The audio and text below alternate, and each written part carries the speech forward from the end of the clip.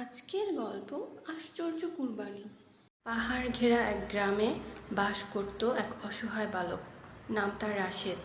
রাশেদের বাবা মা অনেক আগেই মারা গেছেন। সে গ্রামের এক বৃদ্ধ কসাই চাচার সঙ্গে থাকত, যিনি তাকে খুব ভালোবাসতেন কিন্তু ছিলেন খুব গরিব। দিন যত যাচ্ছিল কুরবানির দিন ততই ঘনিয়ে আসছিল। গরু কিনছে, সাজাচ্ছে, বাচ্চারা আনন্দে খেলছে, কিন্তু রাশেদের মনে কোনো আনন্দ নেই। হে আল্লাহ, আমিও কোরবানিতে অংশ নিতে চাই। আমার কোরবানি করার মতো কিছুই নেই, কিন্তু ছোট্ট একটা স্বপ্ন আছে। তুমি কি আমার স্বপ্নটা পূরণ করবে? রাশেদ, তোমার দোয়া আকাশ ছুঁয়েছে। তোমার নিঃস্ব হৃদয় আর তোমার ইচ্ছেটাই আসল কুরবানি। তোমার একটি পরীক্ষা আছে। তুমি যদি পরীক্ষায় উত্তীর্ণ হতে পারো, তবে তুমি এক আশ্চর্য উপহার পাবে। ওহো, তুমি তো আহত, ক্ষুধার্ত আর খুবই দুর্বল। চলো, আমি তোমার যত্ন নিব।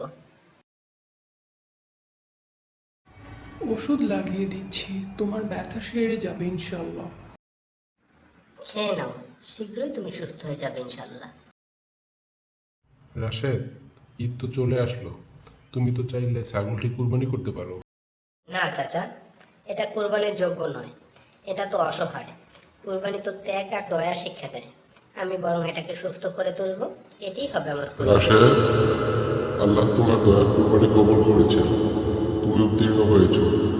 এই নাও তোমার উপহার। সুবহানাল্লাহ, আলহামদুলিল্লাহ, আল্লাহু আকবার। রাশেদ হয়ে উঠল গ্রামের সবার সম্মানের পাত্র। Thanks for watching.